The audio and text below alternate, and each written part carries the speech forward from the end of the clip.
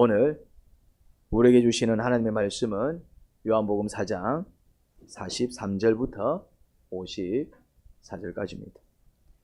이틀 뒤에 예수께서는 거기를 떠나서 갈릴리로 가셨다. 예수께서 친히 밝히시기를 예언자는 자기 고향에서는 존경을 받지 못한다 하셨다. 예수께서 갈릴리에 도착하시니 갈릴리 사람들이 예수를 환영하였다. 그들도 명절을 지키러 예루살렘에 갔다가 예수께서 거기서 하신 모든 일을 보았기 때문이다. 예수께서 또다시 갈릴리 가나로 가셨다. 그곳은 전에 물로 포도주를 만드신 곳이다. 거기에 왕의 신하가 한 사람 있었는데 그의 아들이 가버나움에서 앓고 있었다. 그 사람은 예수께서 유대에서 나와 갈릴리로 들어오셨다는 소문을 듣고 예수께 와서 제발 가버나움으로 내려오셔서 아들을 고쳐주십시오 하고 애원하였다. 아들이 거의 죽게 되었기 때문이다. 예수께서 그에게 말씀하셨다. 너희는 표징이나 기이한 일들을 보지 않고는 결코 믿으려고 하지 않는다. 그 신하가 예수께 간청하였다. 선생님, 내 아이가 죽기 전에 내려와 주십시오. 예수께서 말씀하셨다. 돌아가거라. 네 아들이 살 것이다. 그는 예수께서 자기에게 하신 말씀을 믿고 떠나갔다. 그가 내려가는 도중에 종들이 마중 나와 그 아이가 살았다고 보고하였다. 그가 종들에게 아이가 낫게 된 때를 물어보니 어제 오후 1시에 열기가 떨어졌습니다 하고 종들이 대답하였다. 아이 아버지는 그때가 예수께서 그에게 네 아들이 살 것이다 하고 말씀하신 바로 그 시각인 것을 알았다. 그래서 그와 그의 온 집안이 함께 예수를 믿었다. 이것은 예수께서 유대에서 나와서 갈릴리로 돌아오신 뒤에 행하신 두 번째 표징이다. 아멘.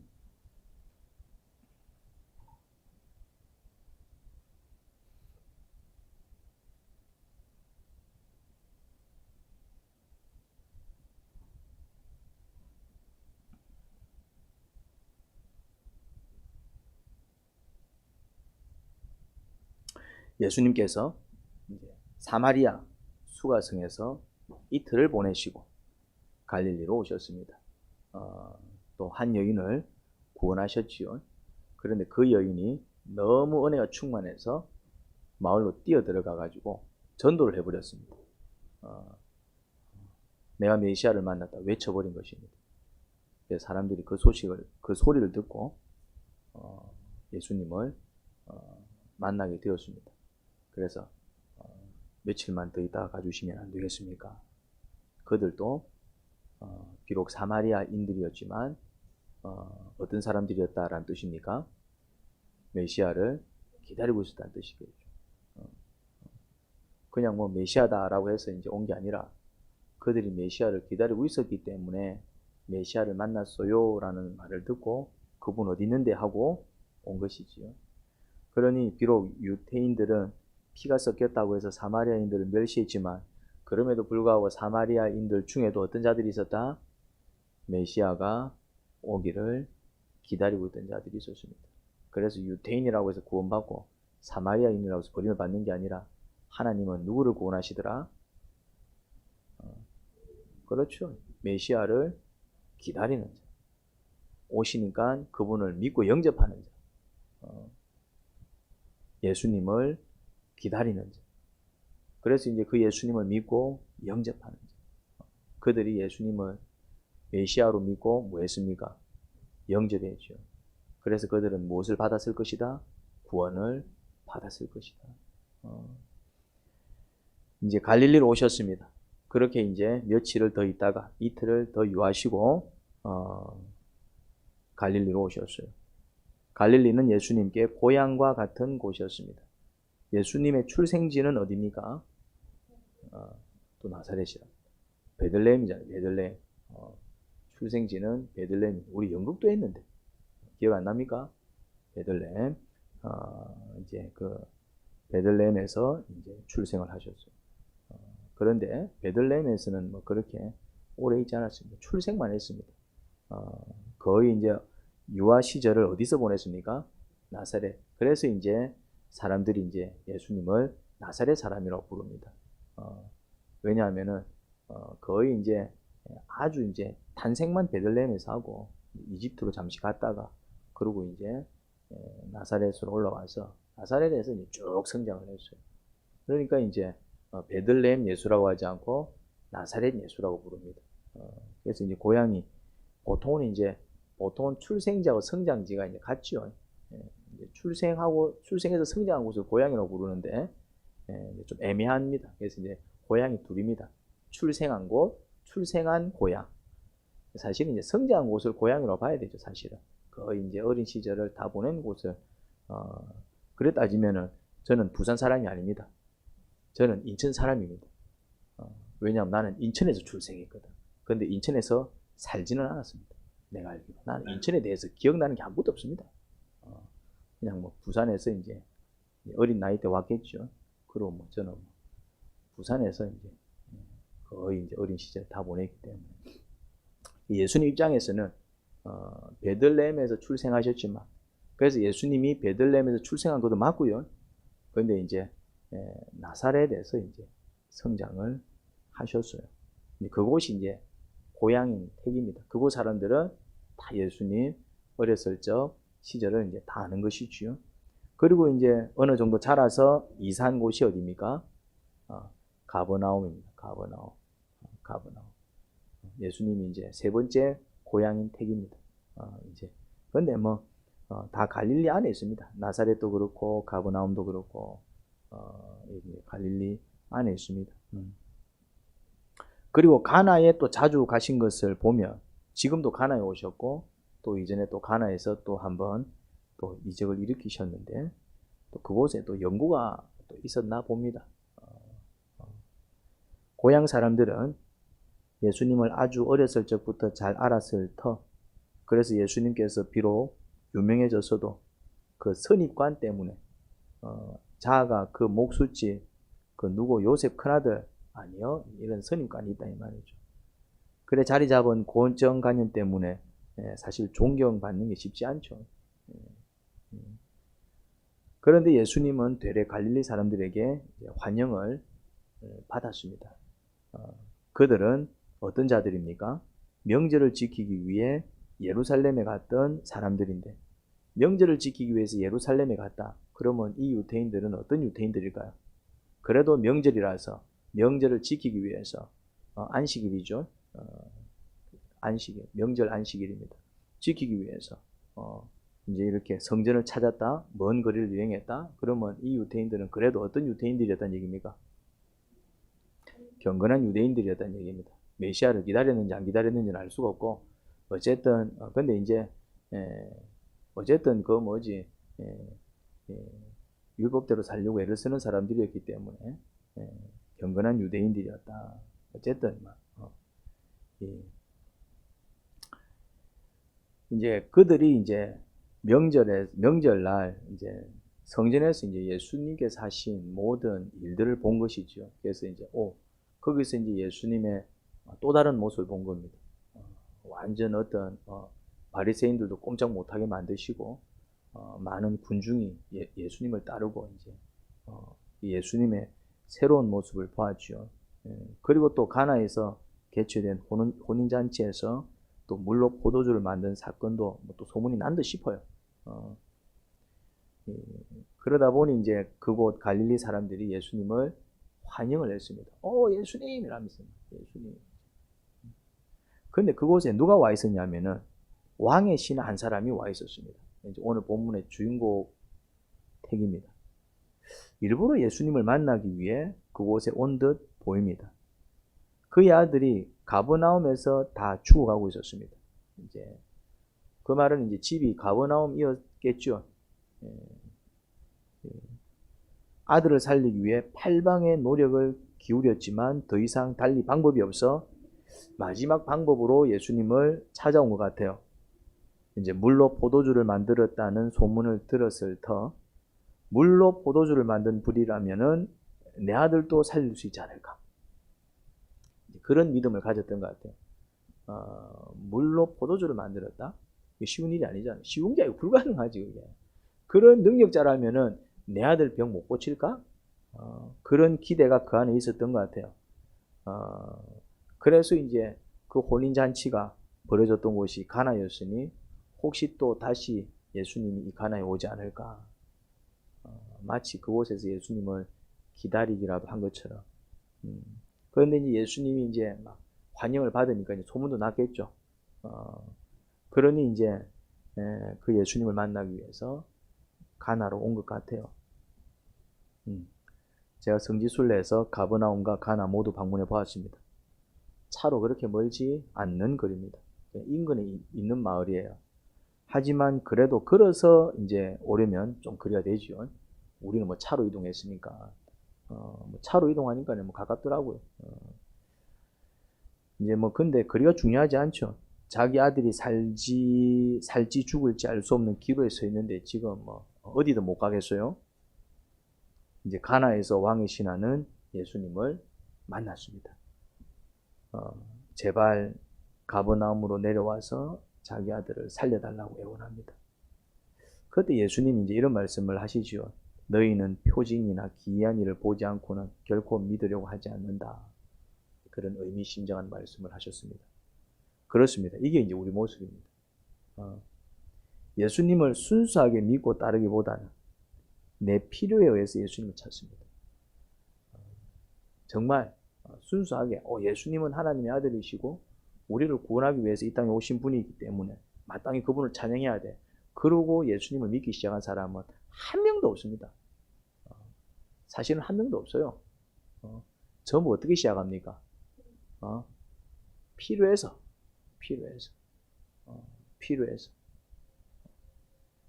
이 왕의 신하도 아들이 알아 누워있지 않았으면 예수님을 찾아오지 않았을 것입니다.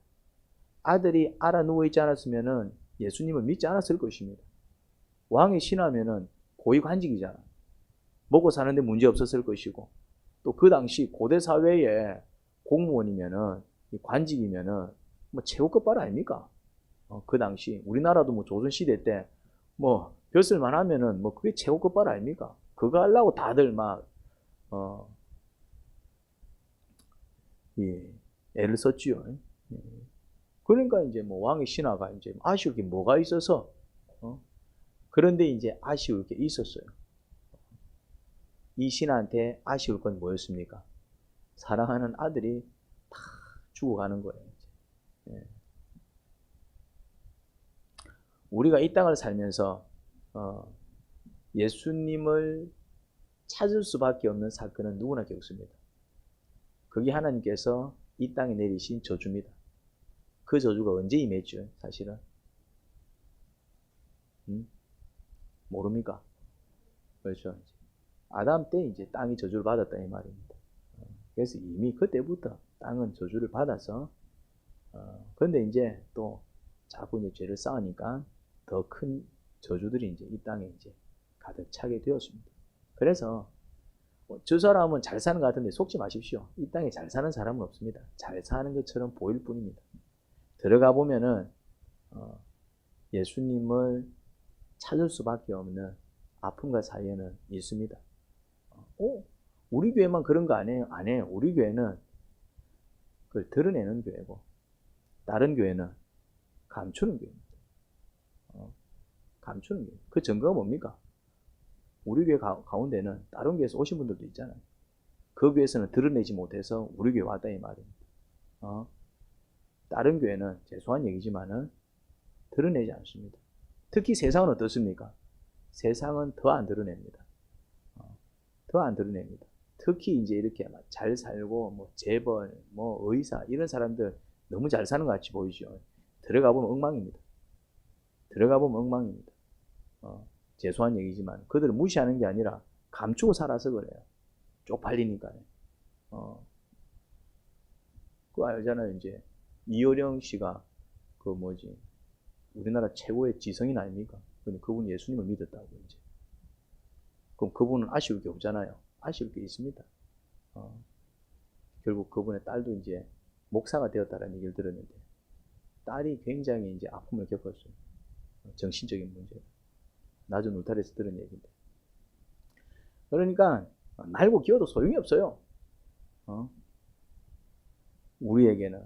그런데 예수님께로 가야 되겠다 하고 오는 사람들이 있고 그냥 막 끝까지 버티는 사람들이 있는 거예요. 그래서 내가 제일 불쌍하지 않을까? 아닙니다. 망구 여러분들 생각입니다. 교제를 해보면은 어떤 느낌이 듭니까? 이 사람 내보다 더하네. 내보다 더한 사람들도 있네. 그래서 이제 열고 교제를 해보면은 위로를 얻습니다. 위로를. 아무튼 이 왕의 신하 모든 것을 다 갖춘 사람 같은데 이 사람도 예수님께 무릎을 꿇고 도와주세요, 살려주세요, 애원할 거리가 있었더라 이 말입니다. 아무튼 예수님은 이제 그 얘기를 한 거예요.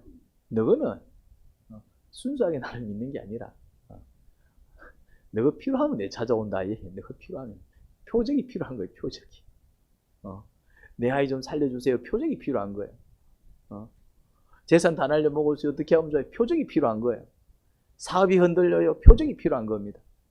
몸이 아파요. 표적이 필요한 겁니다. 그런데 예수님은 그렇게라도 찾아온 사람들을 또 사랑스럽게 여기시고 안타까워하시고 그렇게라도 찾아온 게 어디고 또 그를 불쌍히 여기시고 한 말씀 하십니다. 그래 그 뭐지 돌아가거라 네 아들이 살 것이다. 은혜를 베풀잖아요. 돌아가거라 네 아들이 살 것이다. 근데 사실은 그 남자는 그 왕의 신하는 무슨 부탁을 했습니까? 사실은 어떤 부탁을 했습니까? 그렇죠. 같이 가주세요. 같이 가주세요. 부탁이 그것이었습니다. 같이 가서 이제 뭐 좀 해달라는 얘기입니다. 가서 기도를 해주든지, 가서 이제 가서 뭐 좀 해주세요. 네, 가서 이제 좀 살려주세요. 그런데 예수님은 어떻게 합니까? 살려는 주는데 어떻게 합니까? 가지는 않습니다. 돌아가거라. 이 아들이 살 것이다. 말씀만 해주십니다.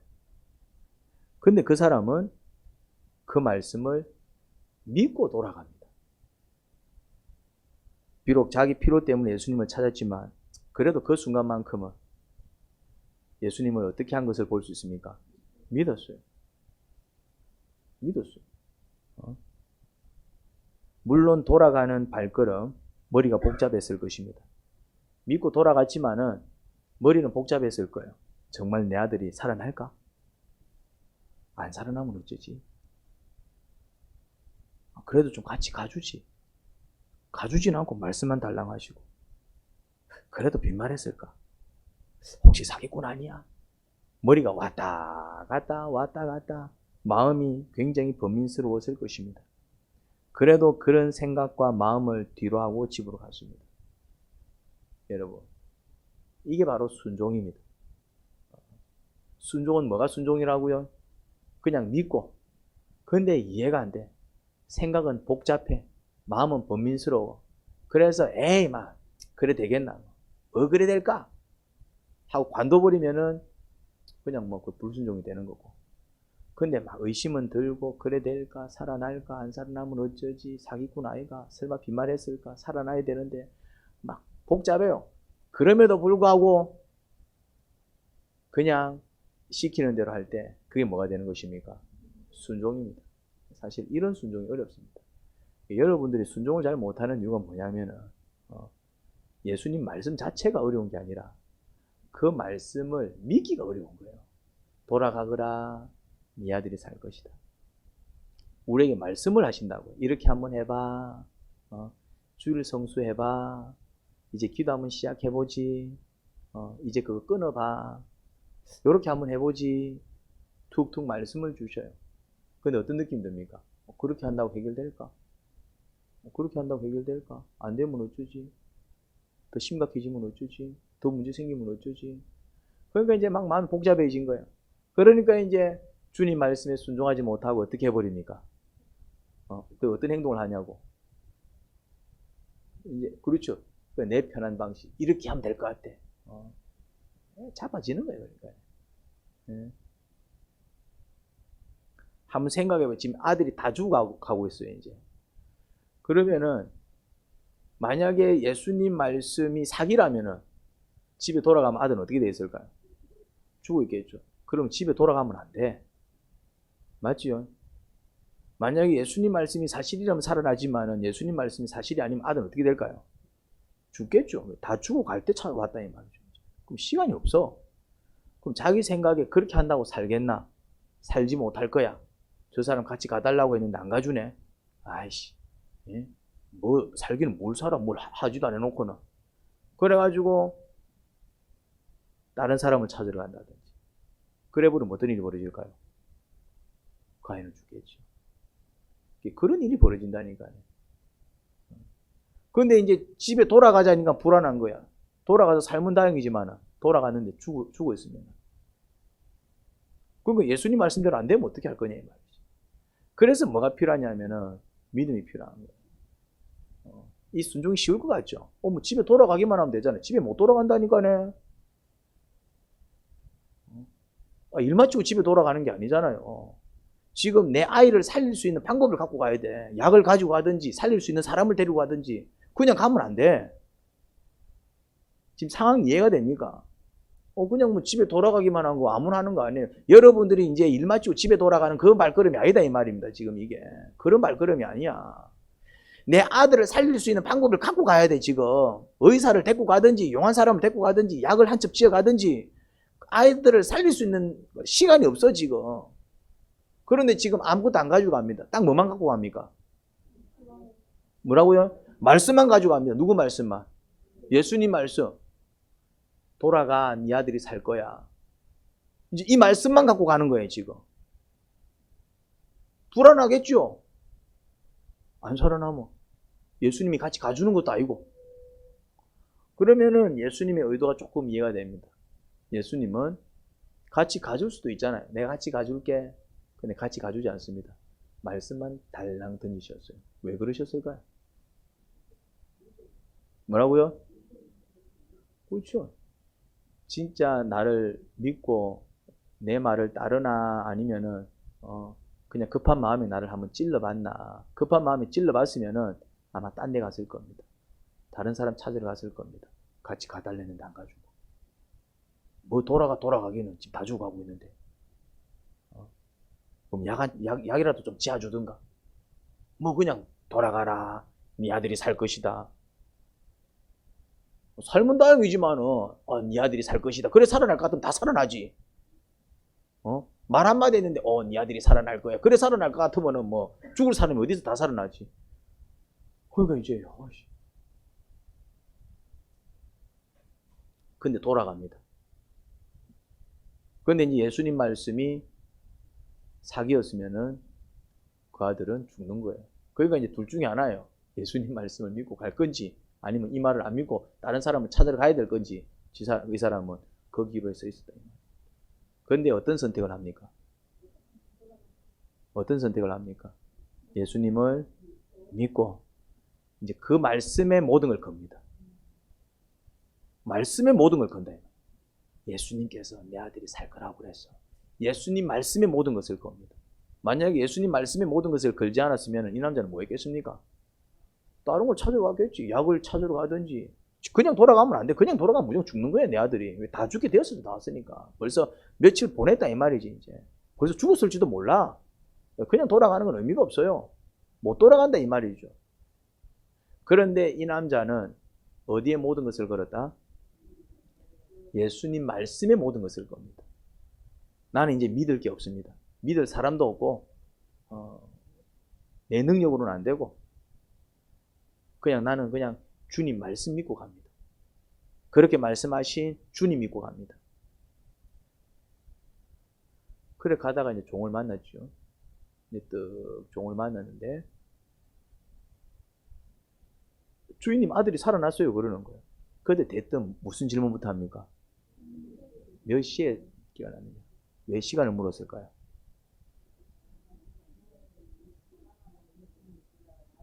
그러니까 확인하기 위해서요. 예수님이 고친 게 맞는지. 만약에 예수님 말씀하시기 하루 전에 나왔다. 그럼 예수님이 고친 게 아니잖아. 무슨 말 이해됩니까? 예수님을 만나서 그 말 하기 자기가 이제 며칠 나왔으니까 언제 나왔냐? 그 시간을 들어보니까 예수님 만나기 하루 전에 나왔다. 그건 그냥 우연히 나온 거예요, 그냥. 예수님하고 상관없이 나온 거예요. 그렇잖아요. 예수님을 만나기 몇 시간 전에 나왔다. 그럼 예수님이 고친 게 아니잖아요, 그러면. 근데 뭐라고 얘기합니까? 몇 시쯤에 나왔어야 하는데 딱 자기가 이제 시간을 알잖아요. 예수님 만난 그 시간은. 딱 그 시간쯤에 딱 나온 거예요, 이제. 그러니까 네 아들이 살 거야 라고 할 때 열이 떠나간 거예요. 그거 확인한 거예요. 그거. 이게 정말, 왜냐하면 예수님이 와갖고 기도해서 낳은 게 아니잖아요. 낳은 게 아니잖아요. 예수님이 막 기대가 났으면, 예수님 낳았는데 되는데, 이거는 전혀 그런 게 없잖아요. 그러니까 이제 순간 의심이 드는 거죠. 확인이 필요한 것이죠. 예수님 만나기 전 하루나 몇 시간 전에 나왔으면 예수님을 고친 게 아니잖아요. 그냥 어떤 이유로 그냥 낳은 거지. 우연히 낳은 거죠. 뭐 애가 이제 명령이 갑자기 생기가 낳았든지 뭐. 그런데 시각을 딱 물어보니까 예수님께서 돌아가라, 네 아들이 살 것이다 라고 말씀하신 그 시각에 딱 나왔다라고 얘기를 하거든. 그러니까 이거는 주님이 고치신 게 확실하다.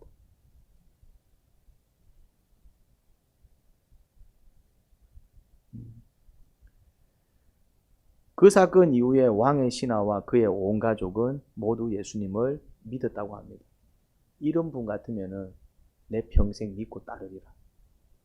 말씀 한마디로 열을 날려버리잖아요. 말씀 한마디로 정말 자기가 애탔던, 이러지도 못하고 저러지도 못하던, 누구도 해결하지 못했던 그 문제를 말씀 한마디로 그냥 해결해버렸잖아요. 이런 분이 하나님 아니면 누가 하나님이겠니 말이죠. 체험을 한 것이죠. 그런데 체험한 다음에 어떻게 합니까? 이제 진짜로 믿고 따르기 시작합니다. 체험하고도 지 쪼대로 사는 인간이 얼마나 많은지 몰라요. 체험하고도. 그때뿐이야. 체험을 했으면은, 주님께서 보여주셨으면은, 너희들은 표징이나 그 기사를 보지 않고서는 믿지 않는구나 탄식했지만은, 표징을 보고도, 기사를 보고도 그냥 뭐 그때만 할렐루야를 외치고 이제 살아나니까 이제 또 돈 벌러 가고, 살아나니까 또 이제 뭐 주님은 또 온데 간데 없고, 살아나니까 또 이제 막 아싸, 주님께서 왜 살려주셨을까요? 왜 기적을 베풀어 주셨을까요? 지쪼대로 살라라고? 지쪼대로 살아서 그래 된 거잖아. 그럼 그 체험 왜 시켜줬을까요? 이제는 내가 이분을 내 하나님으로 모시고, 이분을 내 주님으로 모시고, 내 이제 이분 따라 살겠습니다. 그거 하라고 고쳐주신 것 아닐까요? 그런데 이 왕의 신하는 딱 은혜를 체험하고 기적을 체험하고 바로 어떻게 합니까? 삶을 정리해버리잖아요. 자기 방식을 정리해버리잖아요. 딱 누구까지? 가족들까지. 이렇게 구원하는 거예요. 결단을 해 지도 살고 가족들도 사는 거예요. 은혜를 경험하셨습니까? 그럼 이제는 믿으세요. 자꾸 내 필요할 때만 자꾸 하나님을 찾지 말고 언제까지 그러랍니까? 내가 체험을 했어. 내 문제를 해결해 주셨어. 그 누구도 해결하지 못했던 문제를 주님이 해결해 주셨어. 그러면 믿고 살 뿐 아닙니까? 그 정도면 괜찮은 거 아니에요? 내가 이분을 따르지 않고 하나님 말씀을 무시하고 살아서 내가 이런 어떤 저주 속에 살았구나. 그러면은 나 그분 모시고 살면 어떤 일이 벌어지겠습니까? 그분이 나를 지켜주시고 이 땅에서도 천국을 경험시켜 주실 것이고 그렇게 죽은 다음에도 나를 어디로 이끌어 주시겠습니까? 그렇게 믿고 나가야지. 자꾸 믿고 나가야지.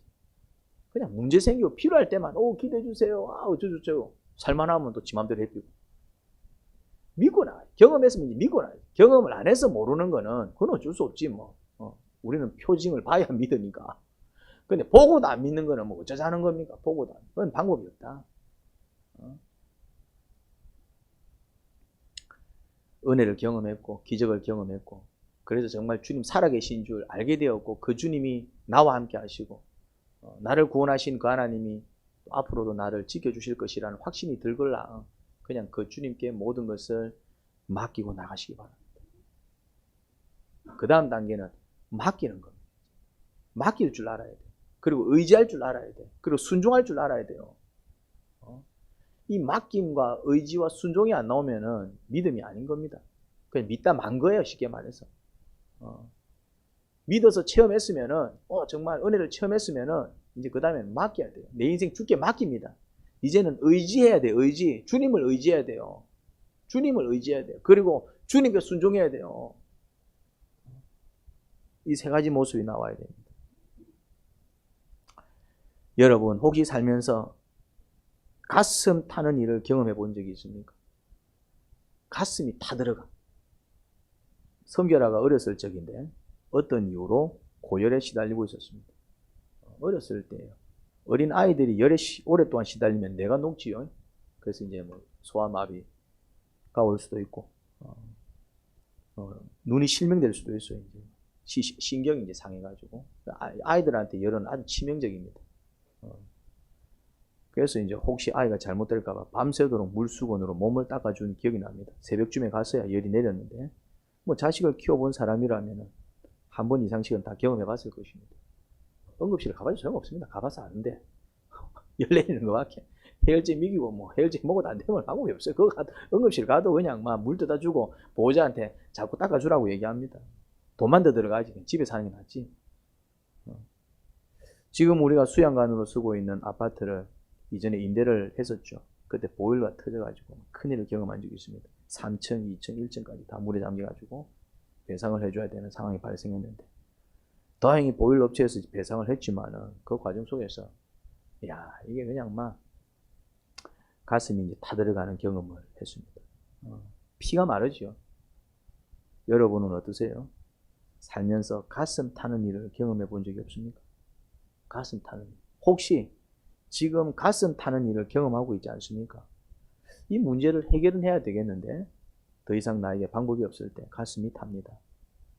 왕의 신하는 아들은 살려야겠지만 더 이상 그에게 방법이 없을 때, 그래서 가슴이 타들어가고 피가 바싹 마르고 뼈가 썩어 들어갈 때 예수님을 찾아갔습니다. 그때가 주님을 찾을 수 있는 기회입니다. 그리고 그때 훈련하셔야 돼요. 그때 기도를 훈련하셔야 되고, 그때 정말 주님께 매달리는 훈련을 하셔야 되고, 주님을 붙들고 살아야 되는구나. 바로 그 순간이 주님께서 또 나를 부르시는 순간입니다. 왕의 신하는 그래도 잘 먹고 잘 살 때는 예수님을 찾지 않았지만 아들이 다 죽게 생기자 그 시련, 그 아픔을 어떤 기회로 삼았습니까? 예수님을 찾고, 예수님을 만나고, 예수님을 믿고, 예수님께 애원하고, 그게 기도잖아요. 애원하고, 그리고 말씀이 선포되니까 그 말씀에 모든 것을 걸고, 그래서 순종했더니 뭘 경험합니까? 그 주님이 자기 문제를 멋지게 해결해 주시는 은혜를 체험하잖아요. 그리고 그 체험 이후에는 어떻게 합니까? 그 믿음을 평생 지키며 살잖아요. 훈련이다 이 말입니다. 훈련. 그때가 아니면 기도 안 한다니까요. 그런데 그것 때문에 기도를 시작한 겁니다. 그때가 아니면 예수님을 안 찾는다니까. 그것 때문에 예수님을 찾은 거예요. 그때 아니면 예수님 말씀에 목숨 안 걸어. 지 생각에 목숨 걸지. 예수님 말씀에 목숨 안 건다니까요. 그러니까 자꾸 지 주장, 지 생각 떠들어대죠. 그런데 이제 자기 생각으로 살아왔더니 지 아들 죽은 거야. 죽게 생겼어요. 자기 방법으로 안 되는 거지 이제. 자기 왕의 신하는 얼마나 똑똑하겠어요. 누구한테 무릎 꿇을 사람이 아니잖아. 왕의 신하는 왕 외에는 누구한테 무릎 꿇겠습니까? 자기가 왕의 신하인데. 다른 사람들이 자기한테 뇌물 갖고 오고 다른 사람들이 자기를 찾아와서 도와달라고 큰 소리치고 그렇게 살아왔을 겁니다. 그런데 지금은 자기가 할 수 있는 게 아무것도 없어. 자기 자신이 얼마나 무능한지 깨달았을 겁니다. 내가 이래 무능하나. 죽어가는 내 아들도 못 살리는 놈이가. 철저히 깨닫고 어디에 목숨을 겁니까? 주님 말씀에 목숨을 걸잖아요. 주님 말씀. 주님 말씀 딱 붙들고 가잖아요. 그 훈련을 한 거예요. 주님 말씀 붙들고 살면 사는구나. 그 훈련한 거예요. 주님 말씀하셨을 때 그 말씀을 붙들고 살면은 그게 생명의 말씀이구나. 주님은 나를 살리시는 말씀을 하시는구나. 그러니까 주님의 말씀에 귀를 기울여야 되는구나. 그거 깨달은 거예요, 그거. 주님께서 살아라면 살고 죽으라면 죽는구나. 살고 죽는 것이 주님의 손길에 달려있고 주님의 말씀에 달려있구나. 그거 깨달은 겁니다. 그러니까 그 다음부터는 어떤 인생을 살았겠습니까? 주님 말씀하소서 내가 듣겠나이다. 제가 어찌하기를 원하겠습니까? 그 인생 살기 시작했을 것입니다. 그냥 지 머리 굴리고 이렇게 하면 좋을 것 같고 저렇게 하면 돈을 더 벌 것 같고 이러면 더 잘 살 것 같고 그러다가 자빠집니다. 자빠진다고.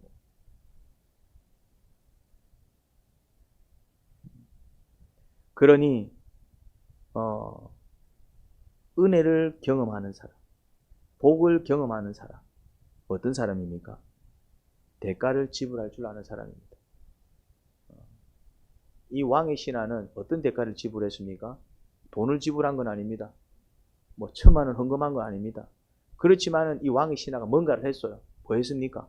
가만히 있는데, 그냥 가만히 있는데 주님께서 역사를 일으키신 게 아니에요. 뭐 했습니까? 예수님을 찾아갔지요. 뭐 했습니까? 이 사람은 예수님께 애원했죠. 또 이 사람 뭐 했습니까? 그렇죠. 예수님을 믿고 그 말씀을 믿고 또 이 사람 뭐 했습니까? 그 말씀에 순종하고. 그러니까 뭐 돈 1,000만 원 헌금하고 뭐 이런 어떤 대가를 지불했다는 얘기는 아닙니다. 그런데 가만히 있진 않았습니다. 가만히 있는데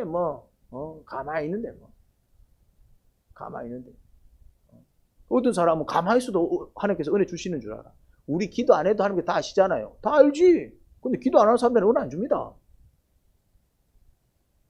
예배 안 드리는 사람들도 알지. 예배 안 드려도 하나님 우리 처지를 다 알지. 근데 예배 안 드리면 안 해줘요. 무슨 말 이해됩니까?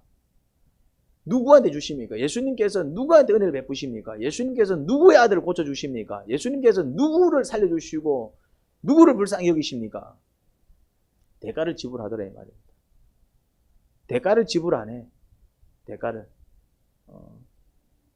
대가를 지불하지 않습니다. 주일 예배 드리지 않습니다. 목장 모임 교제하지 않습니다. 수요 기도회, 새벽 기도회 기도하러 나오지 않습니다.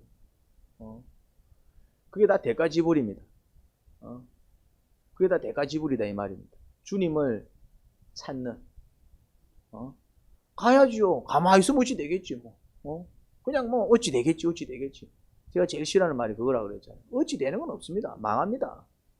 내가 원하면 어째 됩니까? 근데 내가 해결할 수 없어. 그럼 어떻게 됩니까? 나가야지. 예배의 자리에 나가서 주님을 만나야지. 목장 모임 가서 교제해야지요. 기도의 자리에 가고 기도해야지요. 묵상 자리에 가서 또 주의 말씀을 들어야지요. 내 시간을 드리고 내 물질을 드리고 대가를 지불해야 된다 이 말. 가만 앉아가지고 뭐 어찌 되겠지. 내 하고 싶은 거 다 하고 내가 해야 되는 거 다 하고 왕의 신은 안 바쁘겠습니까? 그런데 지 할 일 하고 있으면은 아들은 안 살아납니다. 누구한테 시간을 내어드렸습니까? 주님께. 주님을 만나러 왔다는 얘기는 결국 누구한테 시간을 내어드린 겁니까? 주님께 내어드린 거잖아요. 주님께 애원했다는 얘기는 결국 누구한테 시간과 에너지를 쏟아부었다는 얘기입니까? 그걸 주일이라고 한다 이 말이죠. 주님께 드리는 시간, 주님께 드리는 물질, 주님을 위해서 사용하는 그 어떤 헌신들, 그걸 주일이라 그래요. 일요일이 주일이 아니고, 이 시간이 주일이 돼야 돼. 주님께 드리는 시간, 내 주님 만나서 결판 내는 시간, 주님 만나서 은혜를 구하는 시간, 주님께서 나를 위해서 일해 주시는 시간.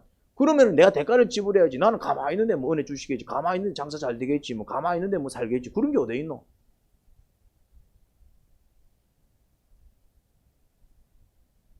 여러분, 기적을 체험하는 사람은 대가를 지불합니다. 근데 기적을 체험하지 않는 사람은 대가를 지불하지 않습니다. 노력한다 이 말입니다. 수고한다 이 말입니다. 마음고생을 참고 견딥니다. 힘들다고 그만두고, 마음고생하기 싫어 그만두고, 몇 번 해보고 안 되니 그만두고, 굳이 이렇게까지 해야 되나?